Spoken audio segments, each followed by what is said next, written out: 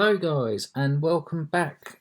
I am Ylad FM and you join me for our season finale. So you can see how we have managed to get on this season. So we start here on our homepage and we have a quick look at the finances and summary at the end of the season. So we've got an overall balance left of minus 41 million even after making a profit of 95 million. So we've pulled the debt down from when we signed up. It was at 119 million at the end of last season, and then end of this season down to 39 million. So not too bad at all. I wonder how that's actually looking for the future. What do they think's going to happen? Projections. So they're projecting that we're still going to continue to lose money. Hopefully winning competitions we can counterbalance that, and possibly with the sale of a couple of big names, because I do believe we can get rid of a couple of the big names due to the youngsters that are coming through. We've made a couple of promises throughout the season. First one, Hudson-Odoi was after a new contract. We've done that. Emerson wanted a new contract and it says we failed to do that. So we then gave him another promise that we would do it, and obviously gave him the contract there. Jorginho, who has wanted an increase in first team football all season, I feel like I've been successful in that promise, but he doesn't feel like I have. Let's have a look at what he's played this season. So he's played 36 games this season, plus another 8 from off the bench, and apparently that isn't enough for him to be playing. There is good news for Jorginho on that front. We have made a slight alteration to our formation over the past month, and as you can see now, we can get the 3 midfielders in. We've sacrificed a central defender to do this, but I do believe that we can get rid of one of our central defenders in the summer. Go to a 2 at the back. It wasn't overly super successful in the league. Yes, we had a really good defence come the end of it, but I still think we could make that a bit stronger and perhaps hold the ball a little bit more by having Jorginho here instead of back here. So we're going to do this slightly different. Usually I'll show you the fixtures at the end of a video. We're going to do the fixtures now, and then I'll show you how we finished up for the season. So down to May, as you can see, we've done a clean sweep in May, which means we have won competitions. So up first we had Milan in the Europa League semi-final. First leg was at Stamford Bridge, and we run out 4-2 winners in this. So looking at the starting lineups, we were still playing our 5-2-3 formation at this point, and Milan matched up by playing the 3 in the middle as opposed to the 2 that we play, so giving themselves a little bit more of the possession in the middle of the park. So if we look down the stats, we've run out very much in clear favourites throughout this. 50-50 on the possession though, but we get down to average rating 7.37 against a 6.66. And if we check out the goals, we've got Higuain set us going, then Emerson, then we had a third goal from David Luiz, gave us a 3-0 lead. Then Milan done something to change their system. I think they changed it, and they went to a 4-3-3 for a little while, and Suso pulled 2 back, which made it 3-2, and it was a little bit of the old squeaky bum chime, as Sir Alex Ferguson would say.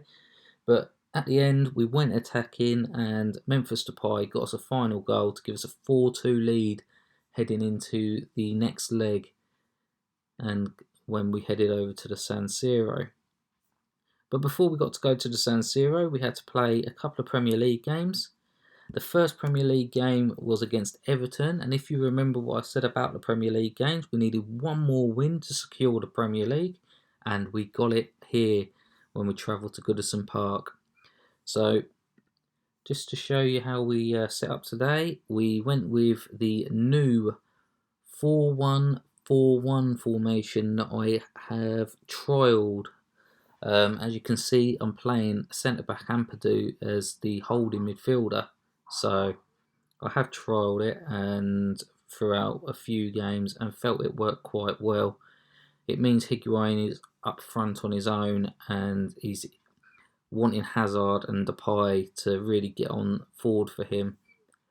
Like I say, the stats show that it seemed to work quite well for us. We were more attacking throughout the whole game.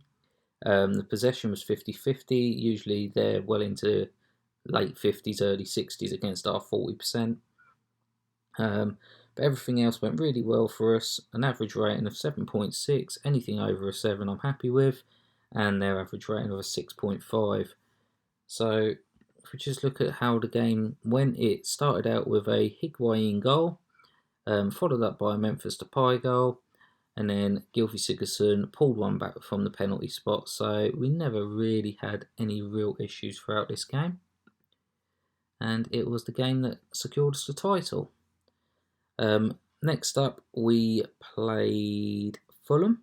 Been a little bit of a bogey team in the matches we've played against them. Let's have a previous meeting. So we had to beat them on penalties in the Carabao Cup earlier in the season. That was finished 2-2 and then went to a penalty shootout, so there was a draw there.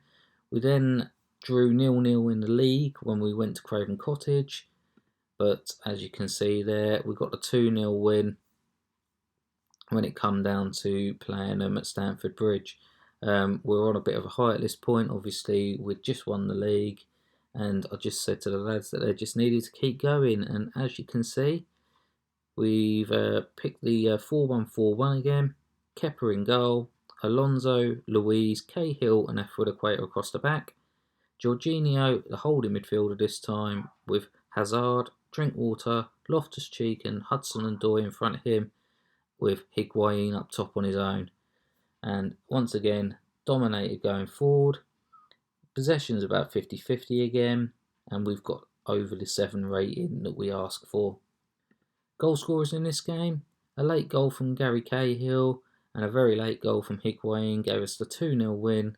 It was never really in any jeopardy. We were always on the front foot. It was a case of when, not if. So if we head back to the schedule, following the Fulham game, we then had the return leg of the Milan game. So we went to the San Siro for this game. We decided to line up with a 4-1-4-1. And this time, instead of lining up with a 3 at the back like they did in the last game, they've gone with a 4-1-3-2. A 4-3-3, you could call that, I think. And yeah, it's fairly even throughout. We created more clear-cut chances. We had more possession than them this time. I was playing slightly more defensive than what I have done in previous games with this formation. And by sitting back, we were using this area of the pitch with Jorginho, Kovacic and Kante to keep the possession. Average ratings weren't well up there, but they were good enough to see us through. So in this game, we took the lead with Higuain. They then pulled one back with Samu, and then Hazard put away a penalty to give us a 2-1 win on the night, 6-3 on aggregate. We'll then look at the final Premier League game of the season. It was against Manchester United, and what a game this was for us. Another win, another 2-0 win. We went with the 4-1-4-1 formation again, and once again we were more attacking, we had more possession, the passes are being completed a lot better than what they were before, and the average rating is up there again with a 7.20. Goal scorers for this game was Kovacic and Van Hinkel, although Higuain did miss a penalty at the end of the game. Could have just added one more to his tally for the season, but unfortunately not to be. And the final game of the season for us was in the Europa League. We actually had an all-English final in the Europa League when we went up against Manchester City. It finished 3-1 to us.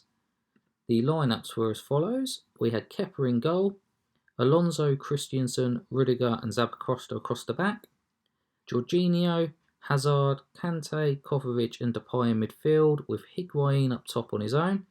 Man City, with Conte in charge, playing the 5-2-3 formation, a slight variation on the way we played a front three when we were playing this formation. But we came out on top in this game. We, once again, were more attacking than them, creating the better chances. They did hold the possession, always a good thing from Conte. He does hold possession well. The passing was good for myself, 77%, and the average rating is right up there again. Everyone putting in a good shift at 7.46. If we take a look at the goal scorers from the game, you had Higuain give us a 2-0 lead with a double. Aguero pulled one back from the penalty spot before Hazard made it 3-1 and put it beyond all doubt. They seemed to lose all their concentration at that point, and it just turned to a dud game after that. And that was it. Another cup won from ourselves. So, what did that mean for cup competitions and everything else? So, we had Higuain finish top goal scorer in the league. Let's have a look at the competitions. So, as far as the Premier League goes, you can see that we've finished top of the league, 30 wins out of a possible 38, drawing 6 against Arsenal, Manchester City, Fulham, Manchester City, Palace and Tottenham, and losing just the 2 games against Liverpool and Manchester United, both away from home. Player stats. Top goal scorer was Higuain with 23 goals, followed by Hazard with 20. We had the most player of match awards for Depay with 6, and Zappacosta's just up there in third for 11 assists. In the Euro Cup, we obviously won that. We've got Higuain was the top goal scorer in that competition too with 16. Depay had the highest average rating of our players with 7.75, joint with Higuain, but Mabil was top rated player for the competition. Let's have a quick look at his stats there. 23-year-old Australian. Looks like he could be possibly a good inverted winger. Might be someone to look at in the future. His decisions might let him down as far as getting a contract in one of the major Premier League teams goes. So that was another competition we won. We went out the FA Cup. Unfortunately, I think it was... Who was it who knocked us out? Wolves knocked us out in the FA Cup.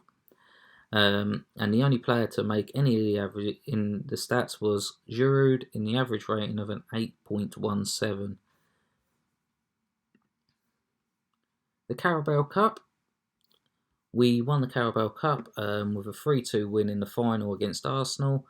No awards for any of our players there as far as the top 3 go. And the Community Shield at the start of the season, we won that as well. So if we just have a quick look at the... I think we've got Team of the Year on here somewhere. There we go. That's the squad of the season for the Euro Cup. And as you can see, we've got 1, 2, 3, 4, 5, 7 players in there. All of our strikers all in there for the squad of the year. Higuain was named Player of the Season in the Cup, followed by Depay, followed by Zappacosta. And here we go, Chelsea's end of season awards. So Hazard, 41% was the Player of the Season. Kante had the Goal of the Season. Depay was the Signing of the Season, and Christensen was the Young Player of the Season. And as you can see, that was just our standard defence, standard midfield, and standard attack. So the players that I felt would be our best players were awarded as our best players. So that's the end of the season, guys. I will be back with next season and we can see how we get on. I will do a pre-season, show you what we do throughout June, July and up to August. So hopefully you join me then. I hope you're enjoying the channel. Thanks for watching and goodbye.